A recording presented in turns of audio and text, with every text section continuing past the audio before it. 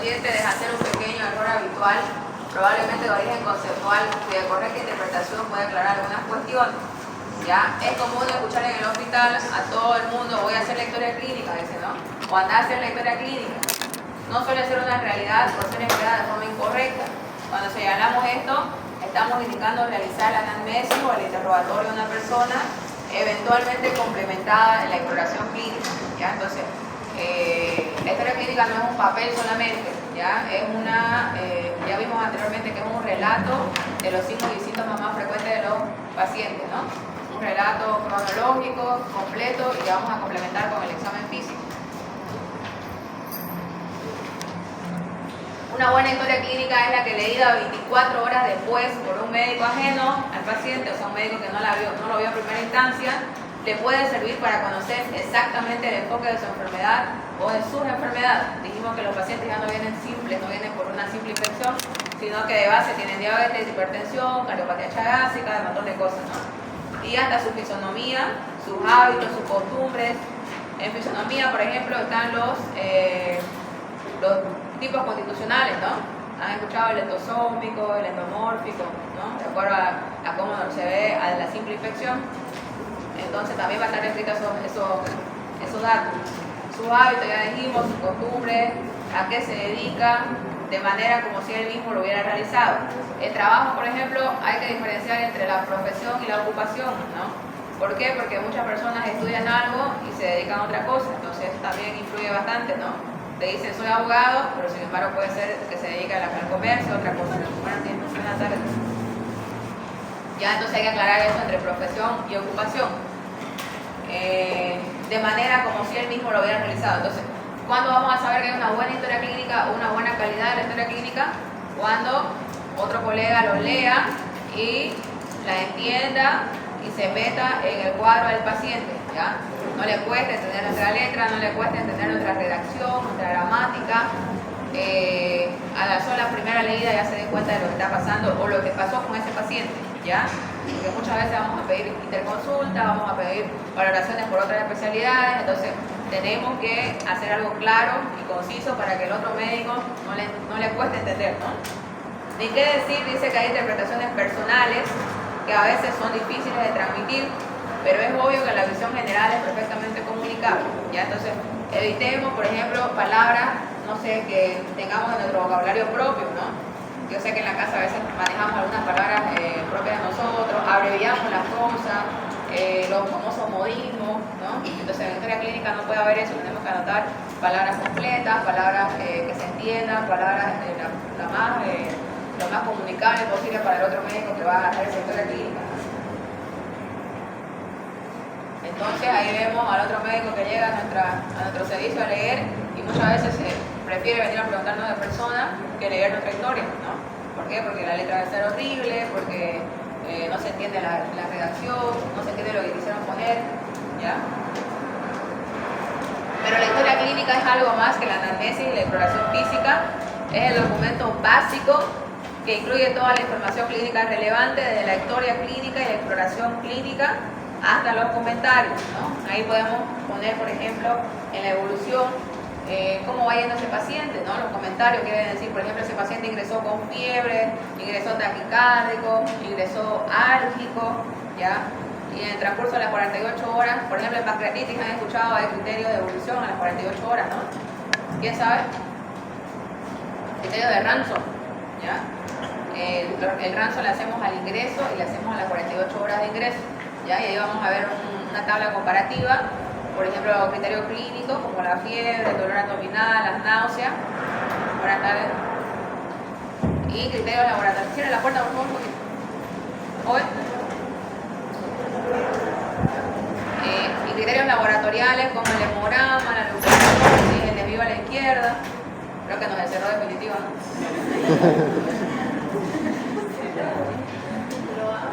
Ya.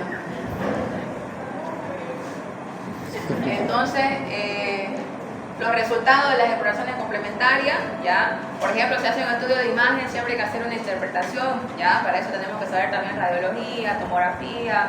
Las ecografías vienen con conclusiones, pero lo que es radiografía y tomografía tenemos que escribir nosotros, ¿ya?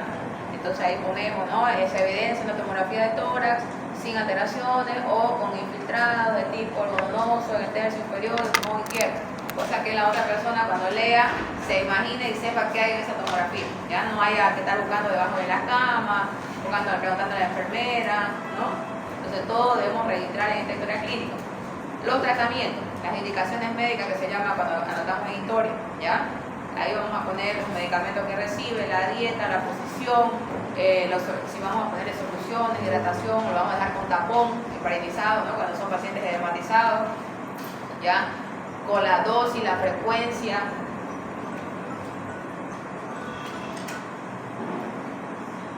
Después, como les decía, vamos a hacer evoluciones diarias, ¿ya? Según el sistema SOAT. ¿Han escuchado el sistema SOAT?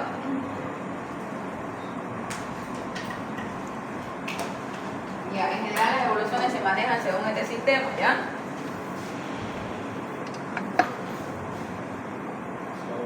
¿Ya? La evolución se hace, por ejemplo, ingresa el paciente, hacemos la historia clínica, ¿no? Después de 24 horas que lo vamos a internar a ese paciente, llegamos al otro día y ya hacemos directamente la evolución, ya hacemos una nueva historia, ¿ya? La evolución, entonces, la S va a ser lo subjetivo. ¿Qué habíamos dicho a la anterior clase que era lo subjetivo? Los síntomas. Todo lo que refiere al paciente, ¿no? No podemos comprobarlo, ¿ya? Entonces ahí, paciente refiere que presentó cefalea y utilizan los mnemotecnios, ¿no? Alicia, Tilief, que habíamos hablado. De inicio súbito, en región occipital, que se irradia la región frontal, que se alivia parcialmente con analgésicos comunes y todo lo que hablamos, ¿no? Entonces, todo lo que no podemos comprobar, ¿ya? La O es el objetivo. El objetivo es todo lo que podemos ver y verificar a través, tanto sea de nuestra vista, del examen físico, de nuestros instrumentos que tenemos que llevar al hospital, como el oxímetro, el termómetro, el tensiómetro, ¿no? Entonces, en el objetivo vamos a empezar con los signos vitales. ¿Cuáles son los signos vitales?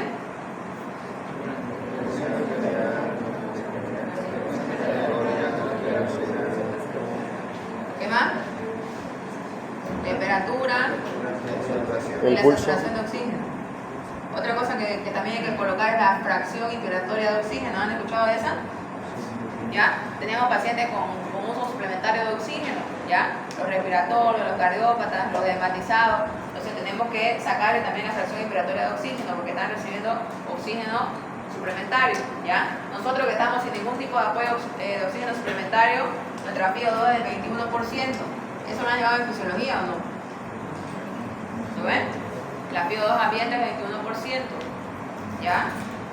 Y a partir de ahí, cuando le colocamos oxígeno a un paciente, le vamos aumentando su FiO2. Ya eso lo vamos a aprender después, pero ya vayan sabiendo que la FiO2 ambiente es 21%. Ya, igual, me gusta que lo coloquen, pero junto con los signos vitales. ¿Por qué? Porque hay pacientes que tienen oxígeno suplementario y tenemos que diferenciarlo. También es un dato que nos va a ayudar en la evolución, ¿no? Perdón, estábamos en el objetivo.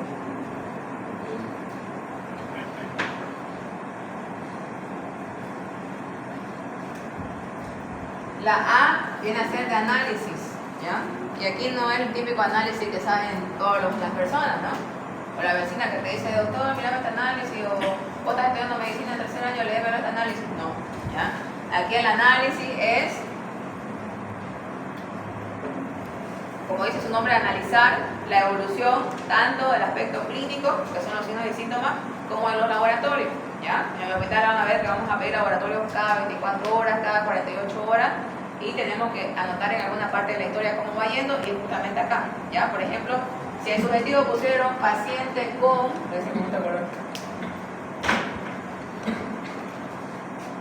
o paciente refiere que presentó fiebre, ¿ya? Durante la noche, o nocturno.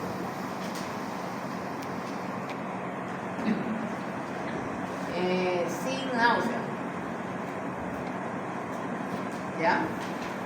Y ustedes se van a ver la historia clínica que fue del día anterior y seguía, o sea, al ingreso presentó fiebre y tenía náusea, ¿ya? Pero al primer día ya estaba sin náusea.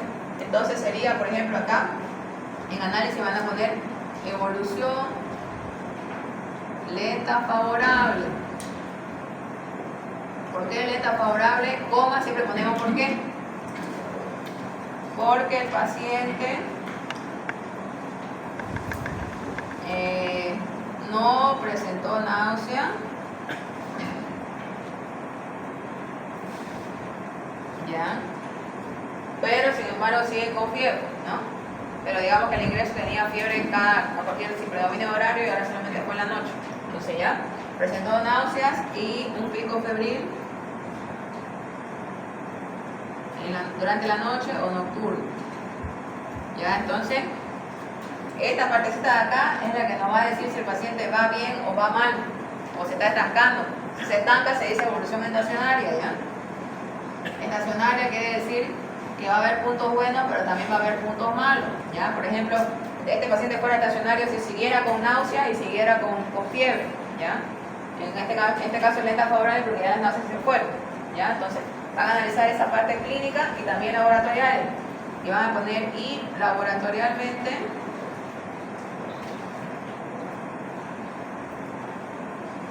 sin leucocitosis, por ejemplo, ¿ya? Un ejemplo que estoy poniendo, digamos que al ingreso este paciente tenía glóbulos blancos de 15.000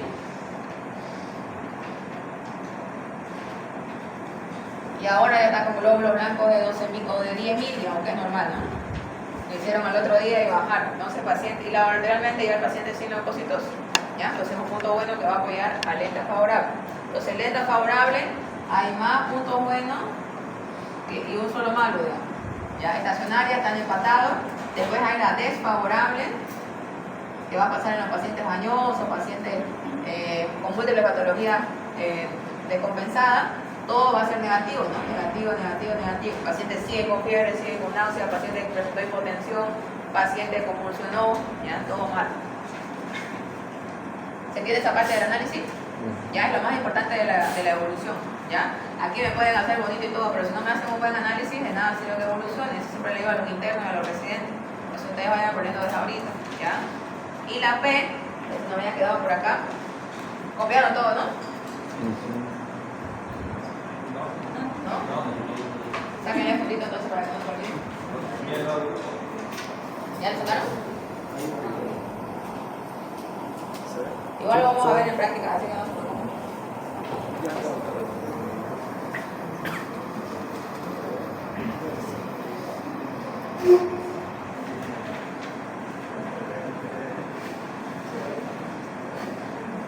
Si prestan atención en clase, ni siquiera van a necesitar curso pre-internado sin nada, porque esto es todo lo que van a hacer en internado. Y por último, la P que dijimos que era el plan, ¿ya? El plan, la mayoría de los internos se dedica a poner continuar indicaciones médicas. No, ¿ya? Acá, si bien van a hacer lo que el médico ya hizo, porque hay otra hoja de indicaciones, ¿ya? Y ya después lo vamos a ir viendo, donde les dije que va la dieta, va la posición, eso lo hacen normalmente los médicos, ¿ya? Están las soluciones que vamos a utilizar, están los antibióticos, los antieméticos, todo lo que el paciente necesita, ¿ya? Entonces, y plan va a ser, por ejemplo, si está en su segundo día de antibiótico, siempre ponemos así, ¿no? Segundo día de antibiótico, entonces el plan va a ser continuar antibiótico, ¿ya? Todas las infecciones que ustedes vean, le vamos a poner antibiótico obviamente a las bacterianas, ¿no?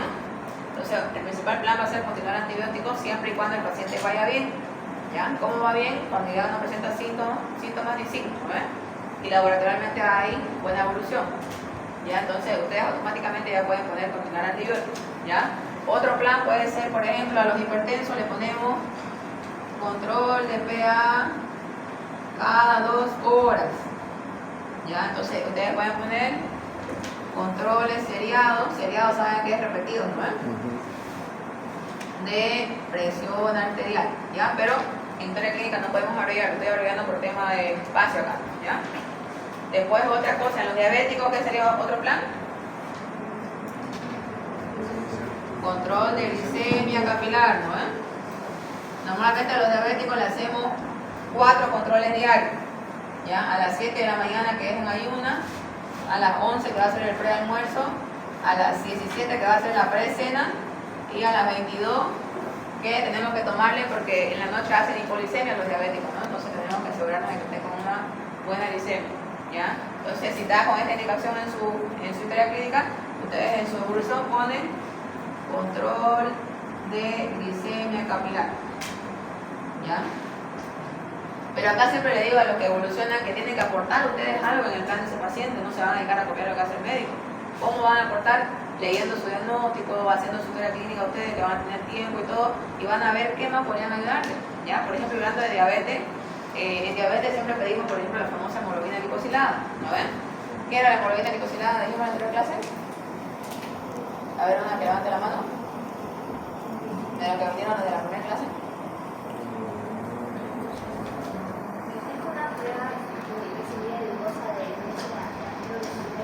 Exacto, ¿ya? La hemoglobina glicosilada nos da el dato de cómo estaba la glicemia del paciente de aquí a 3 meses anteriores, ¿ya? Si estamos en abril, entonces desde enero más o menos, ¿no? Enero, febrero, marzo, ¿ya? Entonces ahí no nos va a mentir el paciente. Normalmente el paciente viene con glicemia de 100, ¿no?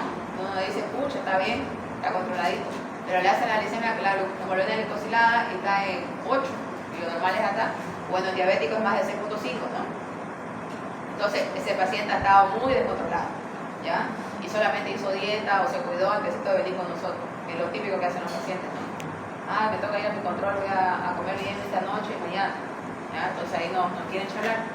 Entonces, y muchos médicos se olvidan de pedir esa hemoglobina glicosilada, entonces ustedes van a estar pendientes de esos pacientes diabéticos y pueden sugiero, porque nunca pueden ustedes escribir como si fueran médicos, ¿no? Solamente van a evolucionar primero. Sugiero solicitar hemoglobina glicosilada, que se escribe A1C. Hemoglobina de la fracción A1C, ¿ya? Esta fracción es la que es significativa en cuanto a la glicemia, ¿ya? Y así, ustedes van sugiriendo. Si es una celulitis del miembro inferior, una infección del miembro inferior, uno de los principales tratamientos no farmacológicos es elevar la pierna, ¿ya? Si ustedes leen celulitis van a ver, hay tratamientos farmacológicos, no farmacológicos, ¿ya? Entre los farmacológicos obviamente los antibióticos, los antiinflamatorios, los analgésicos, pero en los no farmacológicos está la elevación de la pierna a 30 grados, están colocar pañitos húmedos con sulfato de magnesio, que es la famosa magnofina, ¿ya? Está también el hacer reposo relativo al paciente, ¿ya? Colocar hielo, incluso si no tenemos el sulfato de magnesio en provincia, podemos colocar gasas húmedas o hielo directamente ahí a la extremidad, ¿ya? Entonces ahí ustedes, siempre quiero que algo me sugieran ustedes, igual cuando les toque evolucionar como estudiante, lo mismo. Por eso tienen que hacer una buena historia clínica para ver qué más pueden ayudarles a ese paciente, ¿ya? ¿Se entendió ese tema SOAP entonces? Ya, después vamos a ver ya una evolución, les voy a sacar fotos para que vean, ¿ya? En vivo y directo.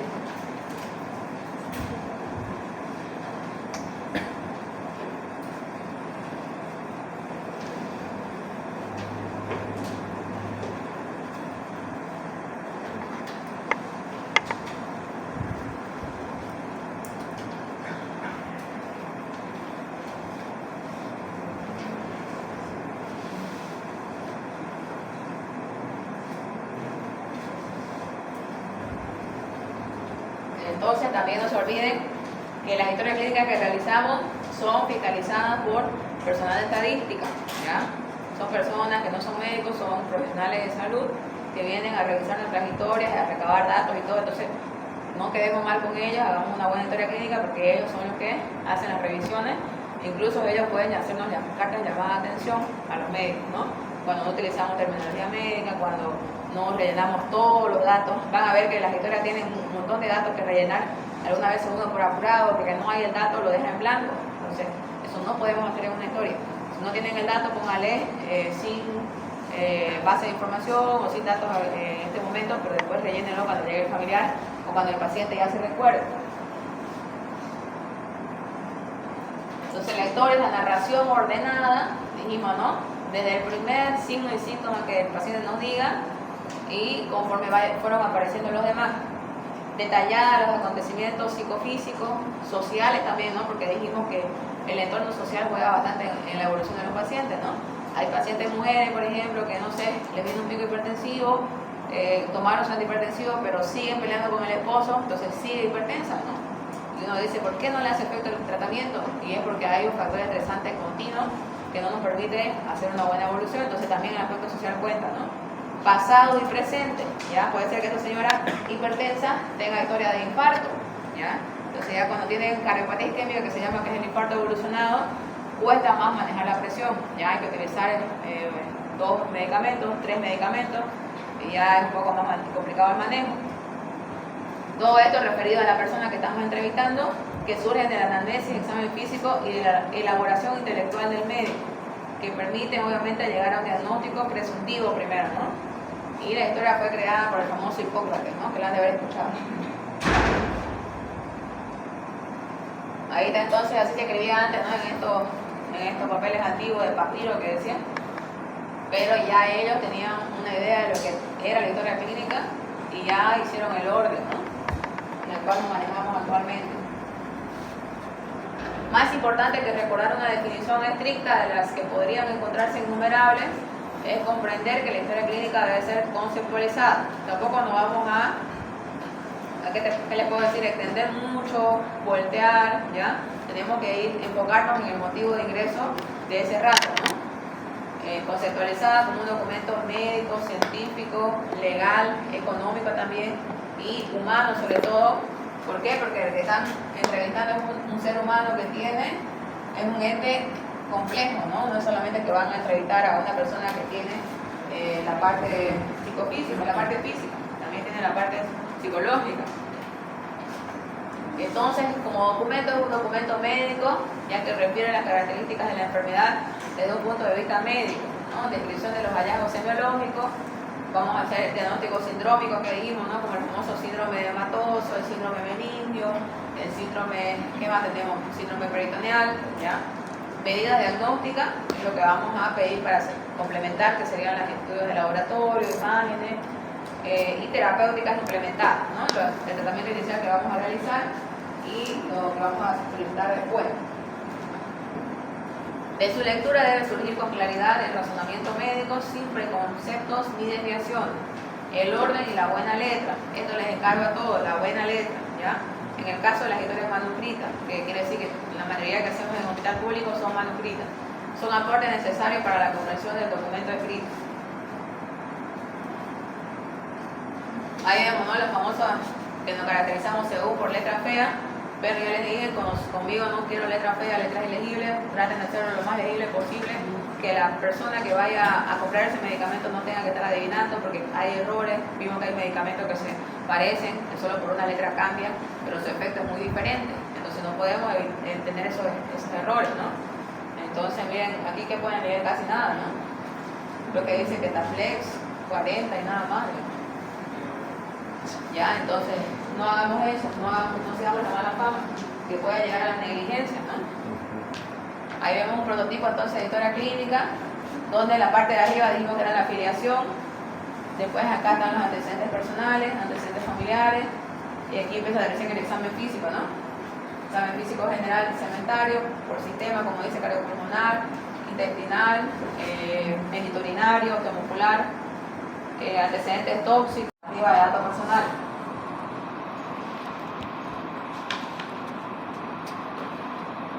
Entonces un documento científico, no se olviden, ¿ya? Científico porque vamos a utilizar terminología médica, vamos a utilizar el método científico porque el hecho de hacer una historia clínica es un método científico, ¿no? Que lo hacemos con el objetivo de llegar a un diagnóstico presuntivo. La descripción de los hallazgos y de las manifestaciones evolutivas deben servir para el mejor conocimiento de la enfermedad, ¿ya? Para eso tenemos que saber, ¿ya? El médico que no sabe, no busca, dicen, ¿no? Podemos tener un montón de signos en las manos, en los pies, en la cara, y si no sabemos, no vamos a saber diagnosticar. Entonces, por eso es la importancia de leer parte por parte del examen físico, ¿ya? Desde la uña hasta los pies, como se dice, ¿no? La patología médica como ciencia surge de la síntesis de diferentes observaciones de una enfermedad referidas en una historia clínica. Ha llevado patologías, ¿no? Es bien molecular, es bien, ¿qué les puedo decir? Parece letra muerta, ¿no? Pero si lo relacionan con fisiopatología tiene bastante ya importancia, ¿no? Y la fisiopatología va a ir de la mano con la semiología, ¿ya? Entonces es una ciencia también. Esto es importante.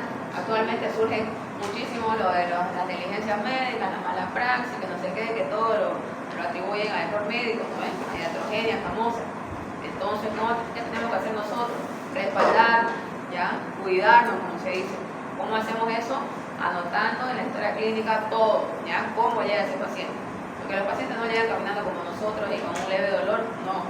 Los pacientes llegan ya automedicados, que van a la farmacia, que van a la comadre, de la vecina. Entonces se le hizo un montón de cosas, ¿no? Recientemente se ha visto un niño que ha llegado a la amputación por un mal manejo de un huesero, ¿no? Dice que tuvo una luxación, creo que fue de muñeca, algo así. El huesero le echó un montón de cosas, se infectó, hizo necrosis de la cabeza, creo, del radio, algo así, y ahora va a amputación. Entonces, miren, el paciente cómo llega ya muy mal manejado. Lamentablemente nuestra cultura es el ir a la farmacia, el ir al médico naturista, que si bien hay médicos naturistas que sí tienen una base científica también, pero no sabemos, no tenemos el control debido, ¿no? Como nosotros. Entonces, cuando le toque la parte de salud pública, tiene que recomendar a todas las personas que tienen que acudir a un médico ante cualquier síntoma, signo o síntoma, ¿no? Para no llegar mal manejado. Entonces, la historia clínica es un documento legal. Ya en caso de que cualquier persona denuncie un juicio, lamentablemente el médico no tiene voz ni voto, sino la historia clínica. Si ustedes anotaron todo, cómo llegó ese paciente, complicado, mal manejado, en la parte de los antecedentes les había dicho que tienen que poner si toma de forma regular los medicamentos o de forma irregular. Ya, no es lo mismo que llegue un diabético que cumple su tratamiento, que cumple su dieta y con una infección va a ir muy bien esa infección, ¿no? Porque la glicemia está controlada. Pero si es un diabético obeso que no toma su tratamiento, se olvida, no se compra, sigue comiendo dulce, sigue comiendo un plato que no es para un diabético, entonces va a aportar que sea esa infección, ¿no? Y van a decir, no, el médico no sabe, el médico no hace un buen tratamiento, entonces no es así, ¿ya? Por eso siempre yo lo que hago es sentarme con el familiar al recibir ese paciente y informarle las condiciones, ¿ya? Decirle, mire, tu familiar no ha estado tomando esto, no ha venido a sus controles, ¿cuándo fue el último control que vino? Hace 2 años, doctora, dice. Siempre se pilla así. Entonces hay que aclararle. Paciente que no está controlado actualmente o por lo menos una vez al mes, estos pacientes con patología de base, tienen un mal pronóstico, ¿no? Normalmente se van a complicar, va a tardar en responder esa terapia, va a una surgir de ocurrencia en la internación, ¿ya? Entonces todo eso hay que alertar y anotar en la historia clínica, ¿ya?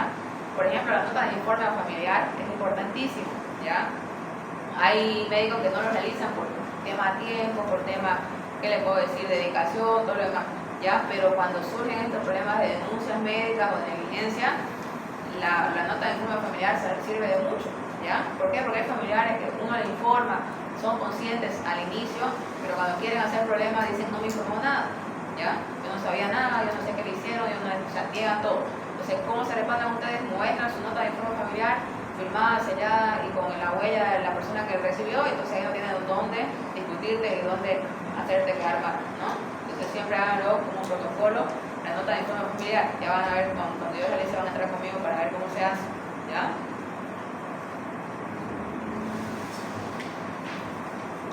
Entonces, evitemos justamente porque ahora es cultura, ¿no? Cualquier cosa que no va bien, amenazan con denuncia, ¿ya? Entonces, si están ustedes respaldados, anotados, pusieron todos los datos que se iban a complicar, cómo venía ese paciente de mal, entonces no tienen de qué preocuparse. Y ahí está, ¿no? Si llegaran, que Dios no lo quiera nadie de ustedes, a un juicio, el médico va a ir, pero no puede hablar, ¿no? Habla la historia clínica. Entonces, el pueblo que se va a dedicar es a leer la historia, a ver qué hizo este médico, cómo fue su proceder.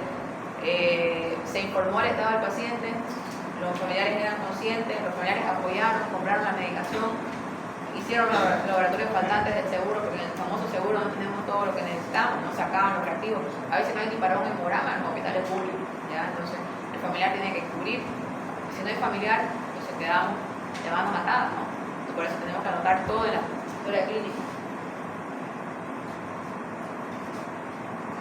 También la historia clínica es un documento económico, ¿ya? ¿Por qué?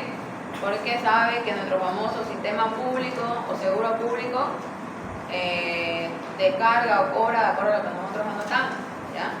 Mientras más diagnósticos anotamos, mientras más conductas realizamos, cobra más el seguro, ¿ya? Entonces, ellos se manejan por lo que nosotros anotamos, ¿ya?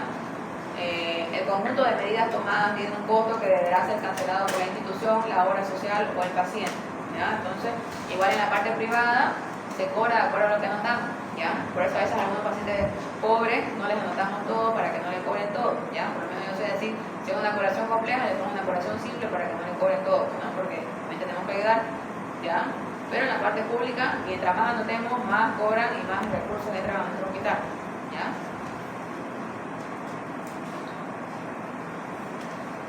Y ahí vemos, ¿no? Personal estadístico que les decía, revisan constantemente la historia clínica para hacer los coros y todo. Entonces, ahí, ¿cómo se llama usted? ¿Su apellido? Canasa. Entonces, el doctor Canasa diagnosticó esto y lo trató así, van a leer, ¿no? Entonces, usted tiene que hacer una buena letra y un buen diagnóstico, ¿no? Enfocado. También están las historias clínicas electrónicas, ¿no? En la parte privada, sobre todo, se está implementando de subir todo a un sistema y solamente los médicos interconsultantes se dedican a entrar a la web y leer, ¿no? Entonces ahí vemos todos los personales que manejan historia clínica, ¿no? El cirujano, la enfermera, el odontólogo, el médico puede hacer de hospitalización y el traumatólogo, ¿no? Entonces tenemos que todo en conjunto realizar una buena historia. Por ejemplo, hay personas que, un médico que escribe: buenas noches, no eviten llegar tan tarde, ¿ya? Porque se pierden la clase. Entonces le decía, hay médicos o personal en la institución que escriben con negro, ¿ya? Entonces la historia clínica siempre debe ser un lapicero azul, ¿ya? Está prohibido escribir de rojo o de negro. La parte de enfermería sí ellos pueden escribir de rojo, verde y azul, ¿ya? Pero solamente enfermería. La parte médica solamente azul, ¿ya? Igual los tonos de azul no se van a llevar un lapicero celeste, un lapicero brillante y todo lo demás, ¿no? Un azul lo más normal posible, ¿no? Y esto quisiera que lo revisen desde ahora, ya en la norma técnica de manejo del expediente clínico del Ministerio de Salud, ¿ya? A mí me hubiera gustado que me digan, por ejemplo, cuando era estudiante, porque yo ya lo tuve que leer cuando era médico, ¿ya? Entonces, ahí cuesta un poquito más. Si lo pueden descargar y buscar de la página del Ministerio, le tiran una leída para ver, ahí está el orden de la historia, está cómo deben anotar cada dato, ya también nos orienta mucho, ya, y cuando lleguen ya a ser internos o residentes o médicos trabajando, ya no les va a ser nada complicado, ya.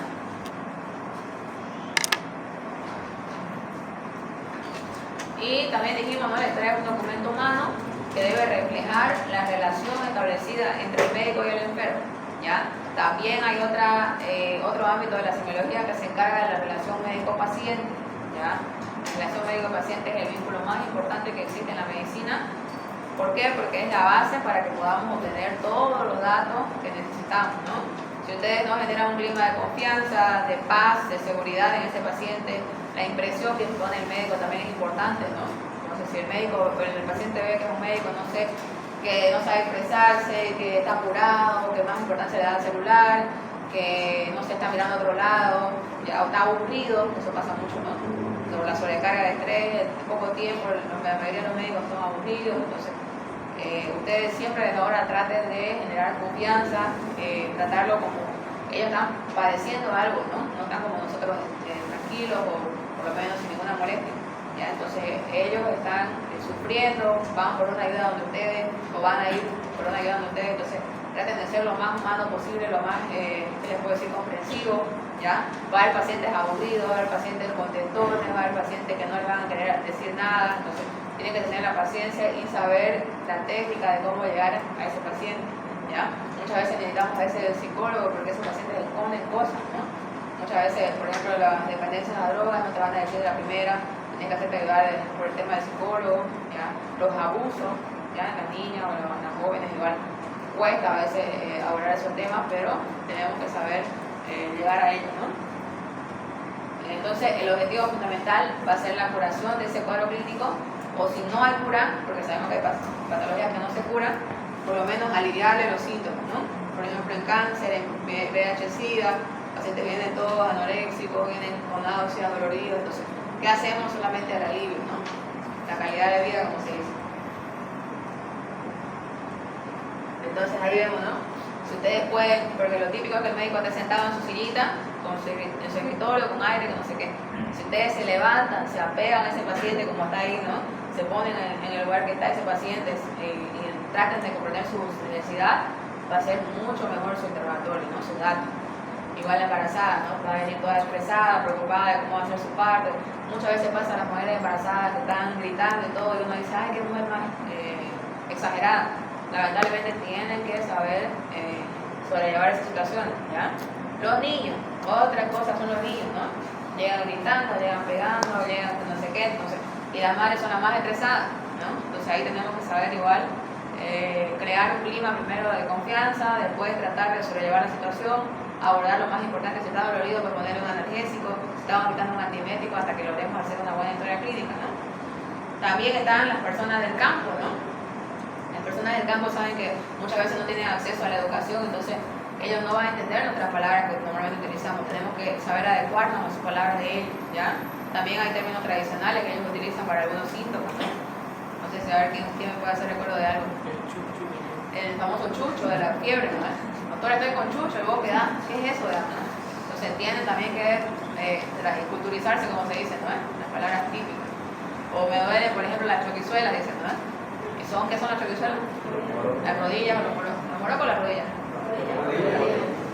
A ver, está correcto, no sé. Las rodillas, ¿verdad? Ya. Entonces, tienen que saber esa parte, ¿no? Otra cosa, las personas del campo son iguales, ¿qué les puedo decir?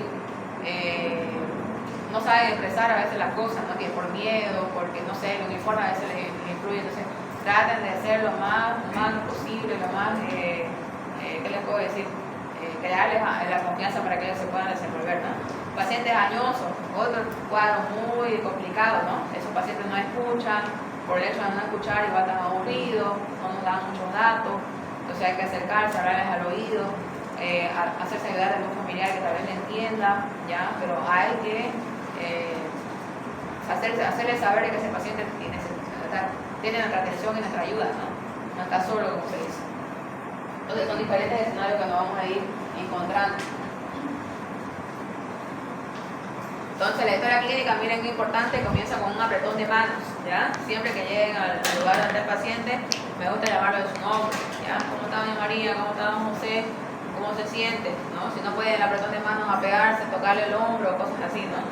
Que es testimonio de una mutua confianza y sello de un contrato consensual, ¿ya? Tanto ellos nos van a dar como nosotros le vamos a dar también nuestro conocimiento.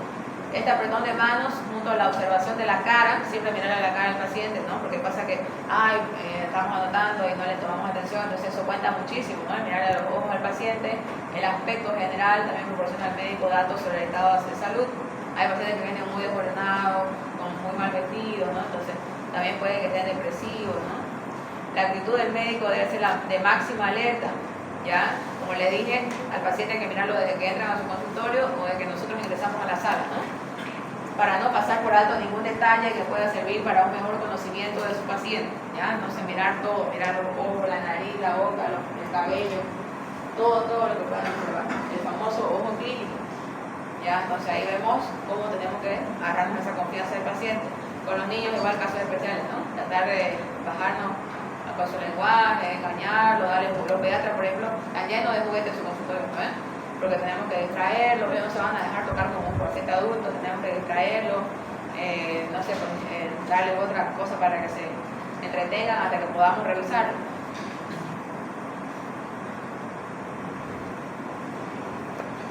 Vamos a continuar la siguiente parte de esto.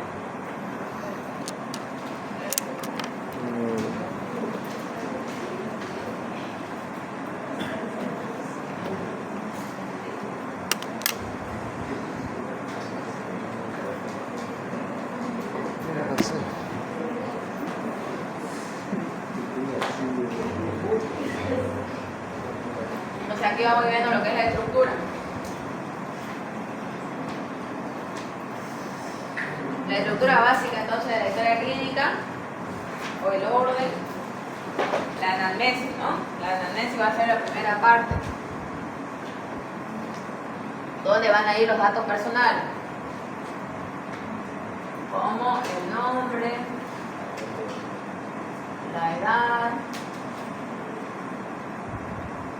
el sexo, la dirección.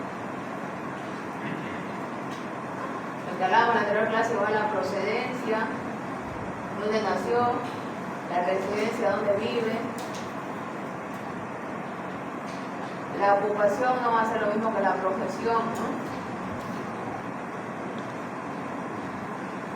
Por ahí, como ustedes son estudiantes, pero están trabajando, no mucho mejor que trabajan, entonces va a ser diferente. El estado civil,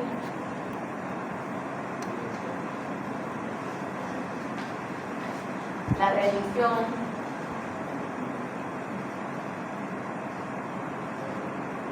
el teléfono, bueno, hay que preguntar, ¿no? Si no tiene el paciente, entonces algún familiar también es importante. ¿Qué más cree que hay que agregar acá? Esa es importantísima. ¿Cuál? No, son antecedentes. Aquí solamente datos personales. ¿Cómo? Son antecedentes o hábitos sexuales, eso, ¿no? Vamos a ver después. ¿Cuál? Ocupación ya está ahí. Profesión de ocupación. Ya está la dirección igual. Ya está. Grupo étnico, ¿no? Esto sobre todo si van a ir a provincias, ¿no? Porque ya en la ciudad ya no existen, ¿no? Son muy pocos. ¿Qué más? Otra cosa importante, si no tiene profesión, entonces el nivel de escolaridad, ¿no? Porque hay muchas personas que han estudiado hasta primaria, han estudiado hasta secundaria. Entonces, tenemos que saber el grado de instrucción que se llama. Y a todos esos datos no se olviden, ¿ya?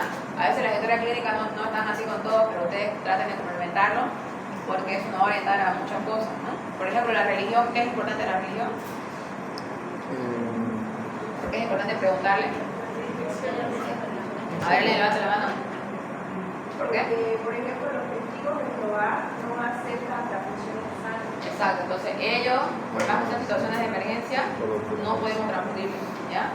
No se puede obligar, ¿ya? Aunque pacientes que mueren y está afirmado de que no pueden transfundir, ¿ya? En ellos lo que hacemos, por ejemplo, es sugerir el famoso hierro polimantosa, ¿ya? Un hierro que se puede transfundir en 15 minutos y equivale a un paquete, ¿ya? Pero el costo es elevado, entonces muy pocas personas lo pueden acceder, entonces, pero tenemos que ofrecer también esa opción, ¿no? Porque hemos visto cómo se mueren los pacientes jóvenes a veces, ¿no? Las mamás, las puérperas, ¿no? Las mamás que están recién dando a luz por alguna hemorragia, no podemos transfundirles y fallecen, ¿ya? Entonces tenemos que tratar de evitar esa muerte, porque la muerte materna saben que es mucho más complicada que una muerte de cualquier persona, ¿no? Entonces, siempre ofrezcan esas opciones, ¿ya? ¿Qué otra cosa en religión se les ocurre?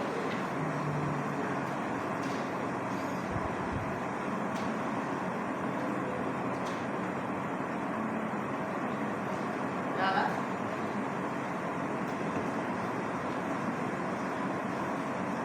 Se supone que si es un cristiano, por ejemplo, no va a tener hábitos tóxicos, ¿no? Entonces ya más o menos nos va a ir orientando. O si es un cristiano, por ejemplo, que te va a decir, ¿no? Puede que tenga antecedentes alcohólicos y esté recuperándose, ¿ya? Entonces ya más o menos te da un dato, ¿no? Claro que no es netamente el 100%, pero ya te orienta. Después el estado civil, porque creen que es importante.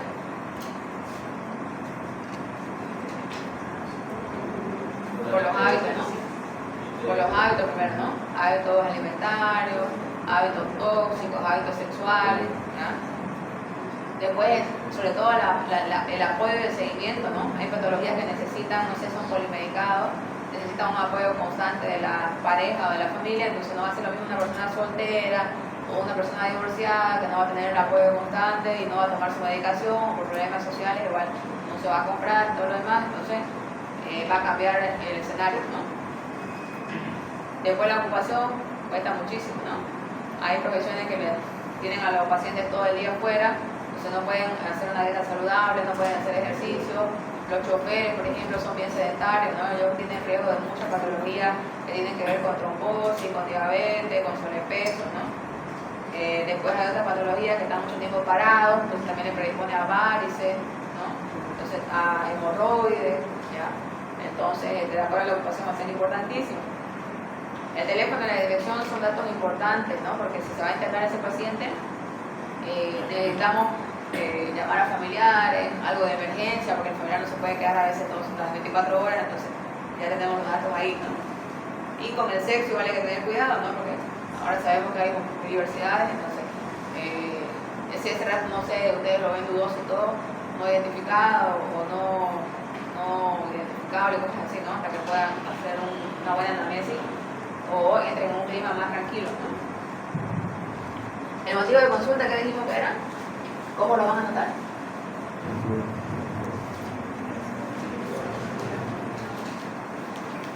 A ver, voluntario.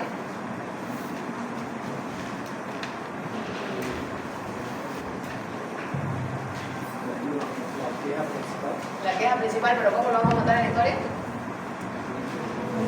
¿Vamos a hacer un párrafo o cómo lo vamos a hacer?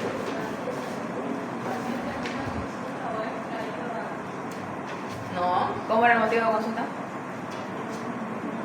Teníamos que escribir un párrafo. ¿Cómo era? Palabras sueltas, ¿ya? Palabras sueltas, por ejemplo, dijimos cefalea, náusea, disnea, deposiciones líquidas.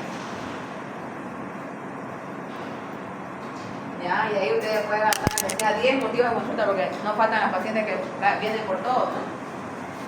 Pero no se olviden palabras sueltas.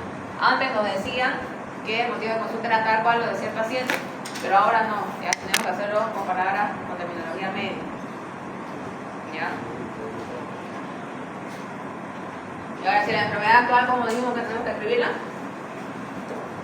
¿se acuerdan lo que les dicté? A ver, ¿alguien me puede mencionar? Cuadro clínico de aproximadamente 4 días de evolución. Cuadro clínico de aproximadamente, esto puede ser más o menos aproximadamente, ¿ya? El tiempo de evolución, ¿qué más? Caracterizado por, y ahí desde el primer signo y síntoma que presentó, ¿no? Y ahí, ¿cómo vamos a saber cuál es el primero? Preguntándole si antes de ese primero estaba totalmente sano, ¿ya? ¿Por qué? Porque pasa que dicen, doctor, vengo porque estoy vomitando, ¿no? Y ustedes le dicen, ¿es lo primero que presentó? Sí, lo primero. Ah, ya, ¿desde cuándo está vomitando? Y ahora es el lunes, ¿no? Desde el sábado estoy vomitando, ¿ya? ¿Y el viernes estaba sanito? No, el viernes ya venía con dolores, venía con decaimiento, ¿ya? Entonces lo primero va a ser, y antes del decaimiento estaba sano, sí estaba sano, ¿ya? Entonces ahí va a ser el dato de que es el primer signo. Entonces cuadro clínico de aproximadamente, si desde el viernes presentó, sábado, domingo, lunes, 3 días, ¿no? Cuadro clínico de aproximadamente 3 días de evolución, caracterizado por astenia, se llama el decaimiento, ¿no? Arinamia, la falta de fuerza, acompañado de náusea, ¿no? En náusea hay que preguntar si llegan o no llegan al vómito. Normalmente no llegan, ¿no? Náuseas que no llegan al vómito.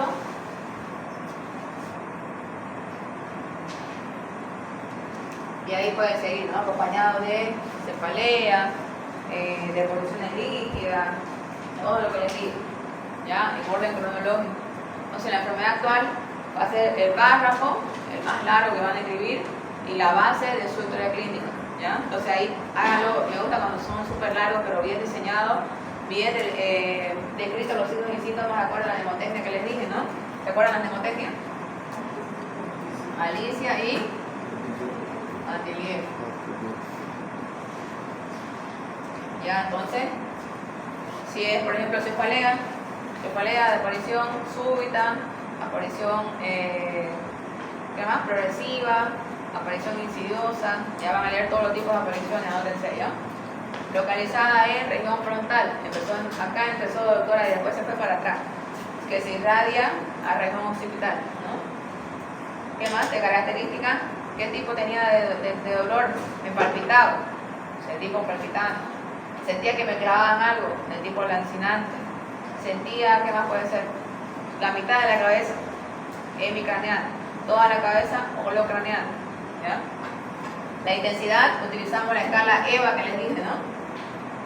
La visual analógica, que es del 1 al 10. Del 1 al 10, ¿cuánto le duele? 1 es lo más bajito, 10 es lo más alto. Uy, doctora, me duele un 10. Entonces, de gran intensidad escriben ustedes, ¿no? Y acompañado de, ahí le van a poner, ¿no? acompañado de mareos, acompañado de, no sé, todo lo que habían presentado hace rato. Entonces todos estos datitos son para toda su vida, chicos, ¿ya? Anótense, pónganse con resaltador, háganse un resumencito, lleguen al hospital chiquitito, porque toda a partir de ahora va a subir a hacer historia clínica, hagan la especialidad que hagan. Y el médico llega a un buen diagnóstico, hace una buena historia clínica, ¿no? Incluso con hacer solamente la anamnesis, ustedes se van a orientar a un posible diagnóstico. El examen físico solo va a ser para confirmar lo que están sospechando.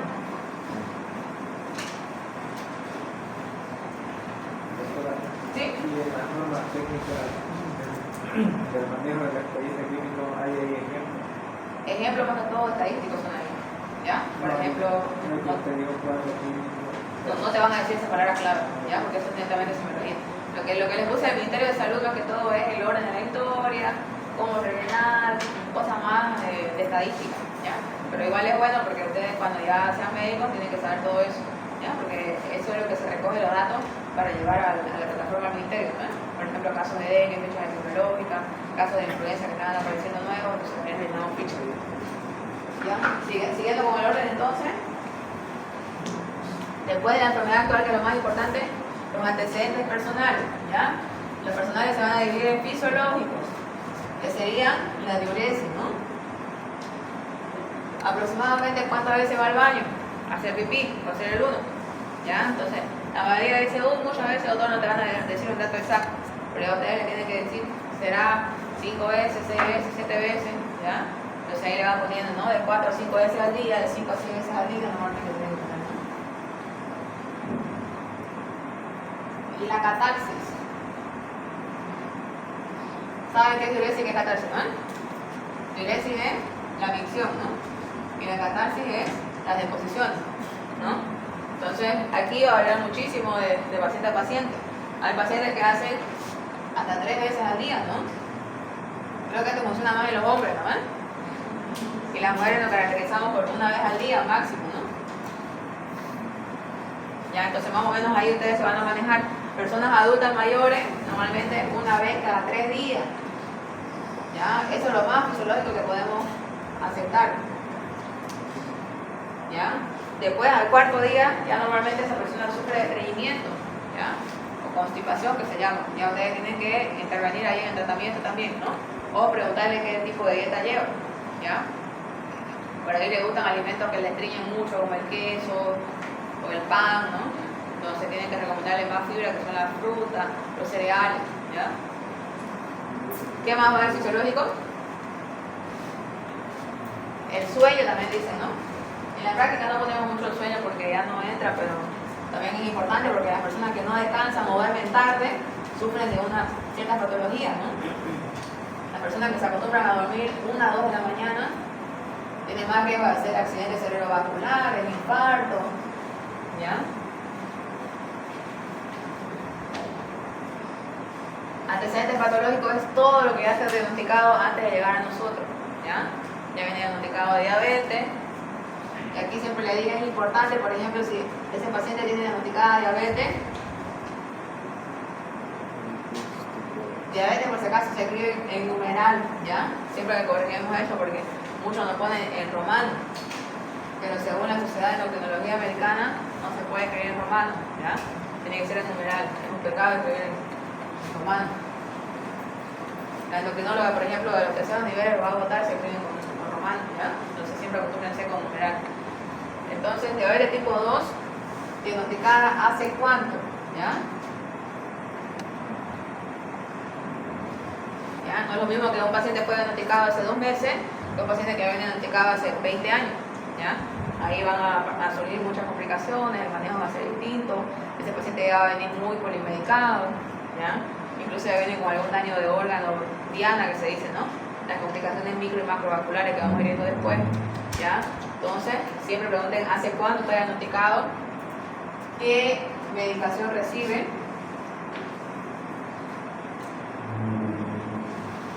para esa diabetes. Aquí, por ejemplo, va a estar entonces va ligado siempre. A veces alguna pone, ¿no? antecedentes de medicación acá.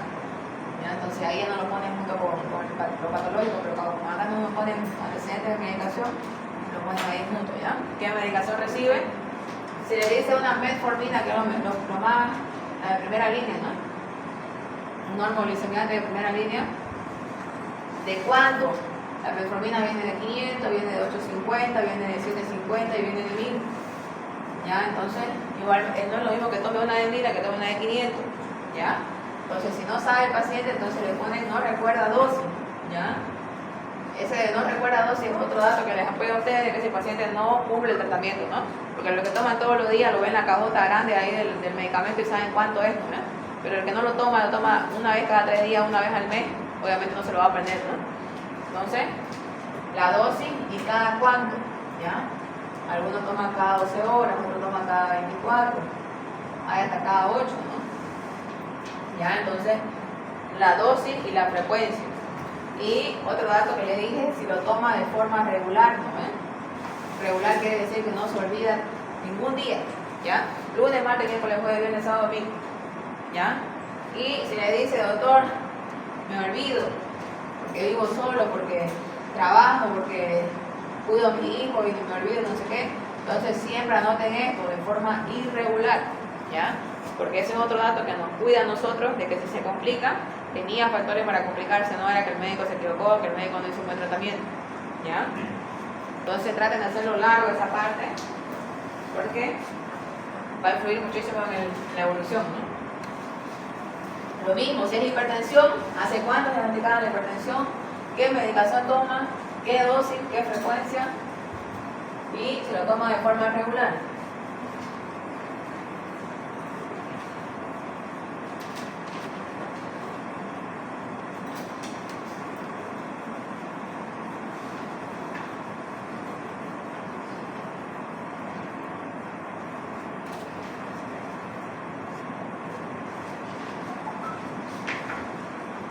Después dice los antecedentes de medio. Aquí más que todos son sociales, ¿no? Por ejemplo, sería bueno acá si vive solo, si vive con qué familia. Algunos, por ejemplo, los adultos mayores solamente viven con los nietos o viven con algún otro familiar que no es de primer grado, entonces no va a tener el mismo apoyo, ¿no? Después acá puede ser, por ejemplo, de medio también, donde vive más o menos, ¿no? No es lo mismo una persona que vive al lado del centro de salud que otra que vive a 20 kilómetros y tiene que hacer una distancia larga para llegar a nosotros, ¿no? Los hábitos, acá vienen a ser ya los hábitos tóxicos, que es el famoso alcoholismo, ¿no? Aquí, por ejemplo, es importante, te dicen, ¿te consume bebidas alcohólicas? Sí. Y ahí muchas veces se quedan cortos, ¿no? Pero ¿qué frecuencia se toma este paciente? No es lo mismo que tome el famoso alcoholismo social, ¿no ven? Que solamente cuando nos invitan a algún cumpleaños, necesitamos festejar algo, nos graduamos, lo que sea, consumimos. Y la mayoría lo hacemos, ¿no ven? Pero es un alcoholismo social cuando hay oportunidad. Pero hay otro que toma cada fin de semana. Entonces tienen que anotarlo, ¿no? Doctor, yo tengo la costumbre de que el viernes me pagan, los famosos los albañiles, normalmente que les pagan cada semana, ¿no ves? Recibo mi pago y nos vamos a festejar o nos vamos a compartir, dicen ellos, ¿no? Y ustedes ya le preguntan, ¿y comparten solo un día o se prolonga? Entonces ahí te van a decir, no, hasta el sábado, hasta el domingo. ¿Ya? Entonces, y esto se repite cada fin de semana, se repite, ¿ya? Y hay otro que es diario, ¿no? De lo más preocupante. Y aquí tienen que preguntarle, ¿hace cuánto, no? ¿Hace cuánto que es diario? Uy, doctor, yo como 2 años, 3 años ya que voy tomando. Entonces, esos pacientes, ¿con qué patología vienen los alcohólicos? Insuficiencia hepática, cirrosis. Lo primero, las hepatopatías alcohólicas, ¿no? Estos pacientes van a llegar edematizados, van a llegar ictéricos, van a llegar con hepatomegalia, hepatopatía alcohólica, o etílica también llamada, ¿no? Para que no le entiendan mucho a los pacientes a veces porque no les gusta a ellos que le digan alcohólicos, ¿no es? Algunos hasta se molestan, se aburren, o dicen me está discriminando. Entonces decimos hepatopatía etílica, porque más o menos la mayoría no sabe qué es etilismo, ¿no? ¿Ya? Entonces, la etapa aguda, el paciente hace hepatomegalia, ¿ya? Hepatomegalia y edemas, ictericia, ¿ya? Pero en la etapa crónica, que estos pacientes normalmente cuesta que dejen el alcohol, ¿no? Por más que lo maneja la psicología y todo, llegan a la famosa cirrosis hepática, que es la fase final, ¿no?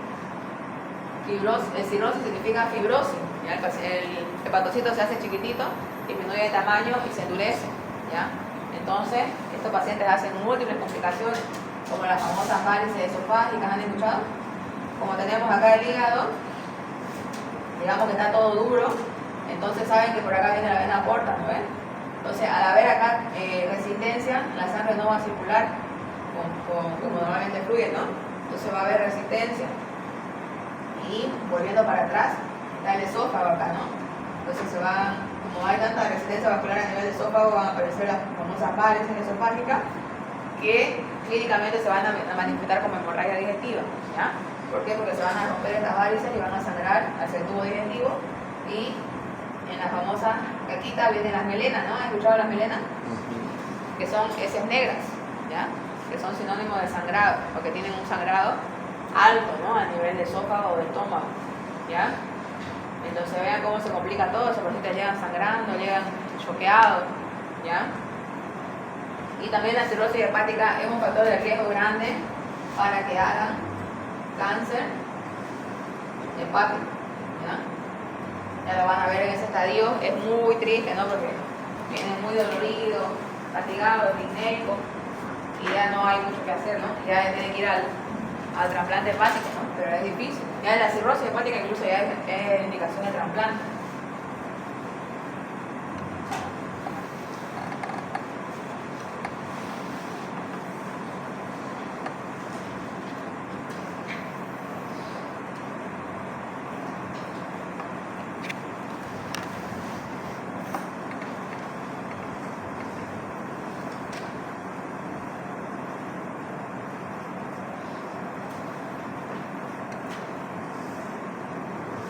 Antecedentes hereditarios y familiares.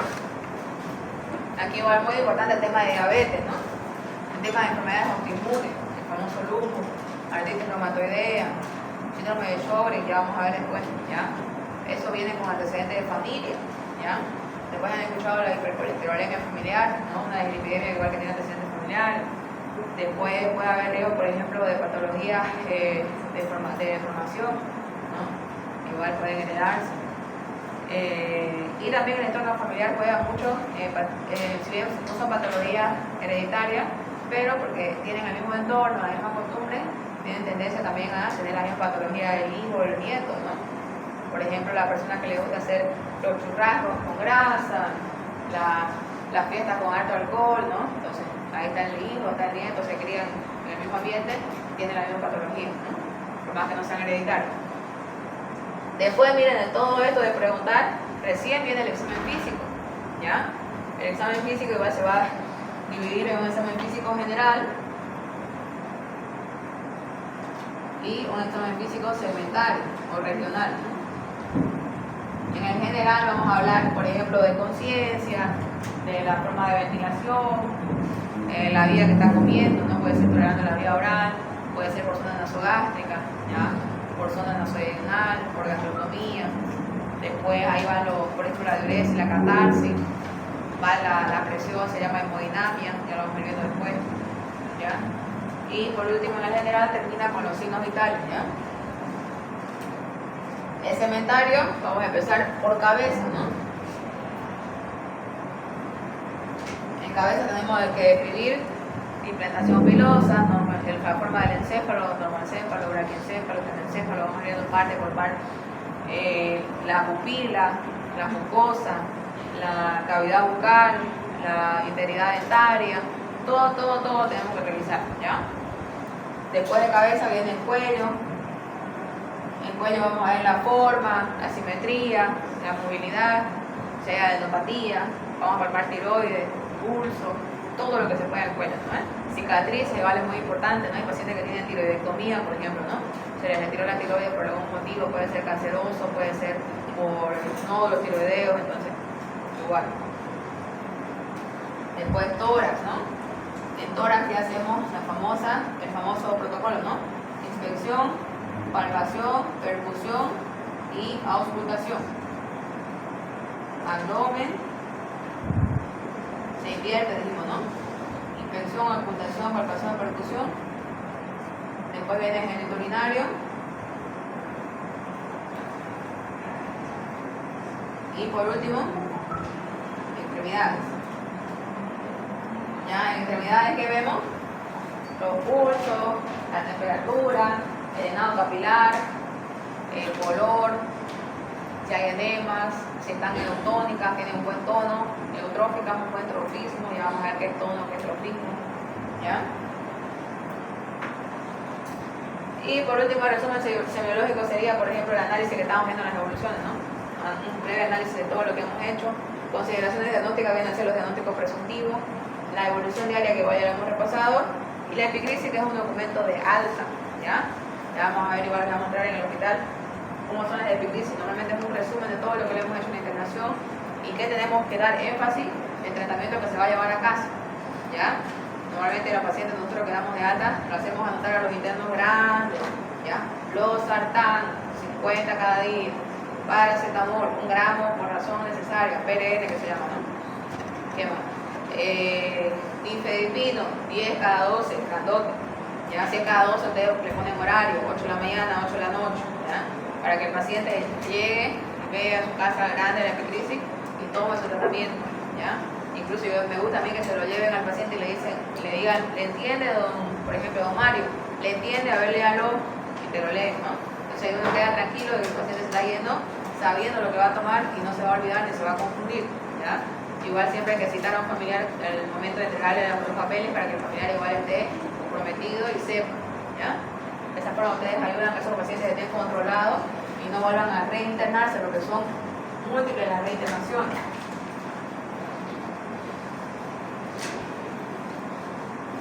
Ya, y aquí vamos a dejarlo hoy, porque ya lo veo cansado. ¿Alguna duda hasta acá, chicos? Ya, esta es la base de lo que vamos a hacer todos los días, ¿ya? Así que memorícenlo, véanlo, apréndanlo.